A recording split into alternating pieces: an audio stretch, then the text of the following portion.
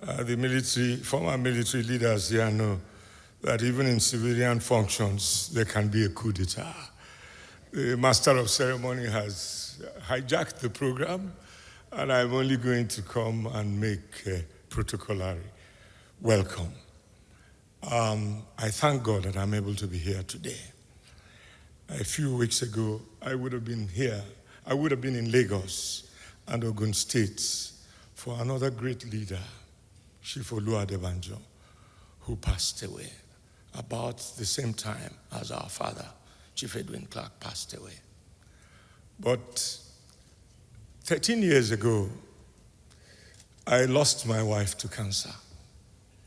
And just before she died, I took her and the children out on a holiday.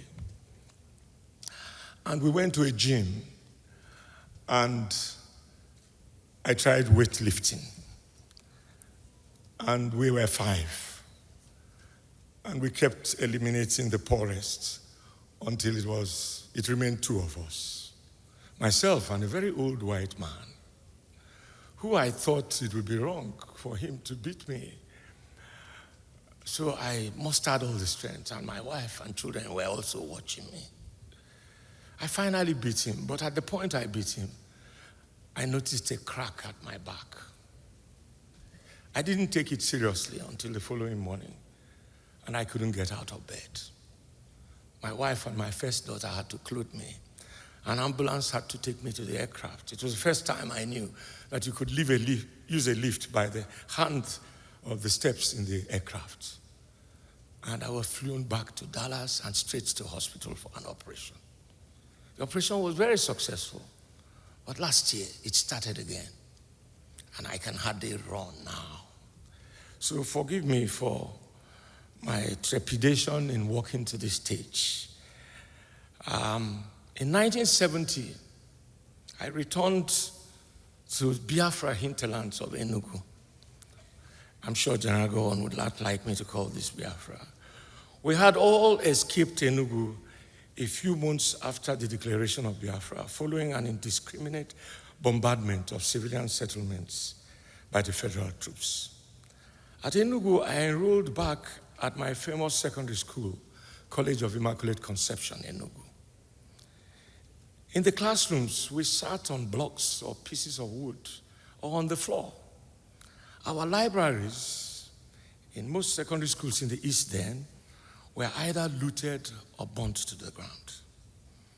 Not far from us was an equally renowned girls' secondary school, Queen's School, Enugu. Queen's School was, before the war, a very reputable girls' secondary school competing with Catholic girls' school at Onitsha, named Queen of the Rosary College, Onitsha. In 1970, Queen's School classrooms, students sat on mats, the same mats they slept with at night in their dormitories. Their laboratories were either destroyed or looted. One day, news spread that the governor of Midwestern region, a very obedient soldier, Governor Sam Obemudia, was visiting. His visit was flashy and short. But after he left, he sent his Commissioner for Education, Chief Edwin Clark, to East Central State. Chief Clark visited Queen's School, and a few students from other reputable schools in Enugu were asked to join the Queen's School to receive him. I was lucky to be one of those drafted from College of Immaculate Conception to receive him. Chief Clark brought with him lorry loads of science equipment in physics, chemistry, and biology, as well as chairs for classrooms in Queen's School. As he spoke, he was leaden with a heavy heart and a solemn voice, which beheld the devastation in our schools. Listening to him, I had a very heavy heart, too. I was stunned by the empathy of this British trained lawyer, this Commissioner of Education from the Midwest, who, in spite of being in the Nigerian side during the war, was moved by our deprivation and near hopeless situation. He promised to come back with more equipment, and he did. After this, I met him again in the University of Ibadan. At the end of the war, I enrolled in the Ministry of Ibadan after a competitive entrance exam in which our results were published in daily times. So there was no opportunity to lobby. Then I had just been elected president of Students' Union of that university, a Biafran soldier, a development which stunned many, but endeared me to Yorubas of Nigeria ever since, because they had the majority of students. Here I was, an ex-Biafran soldier, 3 years after the war, elected to this position. The union voted for me massively against my opponent, Nnia Nwodo. The union passed a resolution that General Gowon, our then head of state, Chief Clerk's boss at the time, must go, and mounted a demonstration that saw many of our students in Lagos to press home our case. When we retreated to Ibadan to rest for a day, I was invited by the university lecturer, Mr. S.J. Okudu, to his residence. When I arrived at Mr. Okudu's residence, I met Chief Clerk in his sitting room. Chief Clerk pleaded with me to call off demonstration that the students had embarked on. I respectfully declined, as I told him politely that the bullet had left the barrel of the gun and can no longer be retrieved. He respected my views and went back to Lagos. We carried on the demonstration until the university was closed. Chief Clerk did not ask the police to arrest me.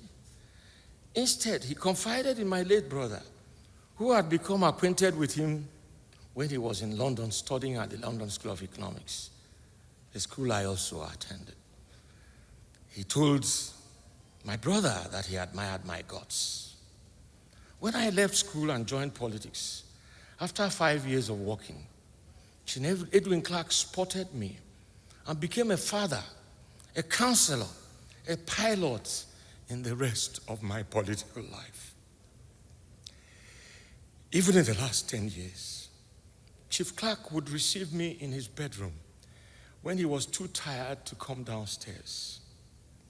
When I became President General of Ohanese, he promised, along with many others, in the Southern and Middle Belt Leadership Forum, which he championed, not only the interest of areas, but by its existence, introduced a machinery for equity, balance, and mutual understanding in Nigeria's politics. Whenever we had a meeting, he would always insist that I sat by his left. I can't thank you enough, the galaxy of personalities who have come here to pay honor to him. I don't intend to bore you with a long speech, but before I resume my seat, let me remind you all that a great lover of Nigeria is gone. A forthright and indefatigable champion of true democracy, equal rights, and promotion of excellence has bowed after a great service.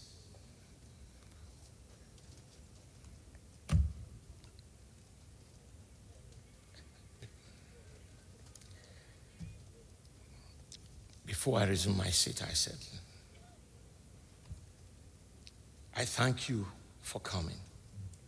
Coming from a massively gifted family of intellectuals from all fields of learning, I have no doubt that another Chief Edwin Clark will emerge from this family sooner than later.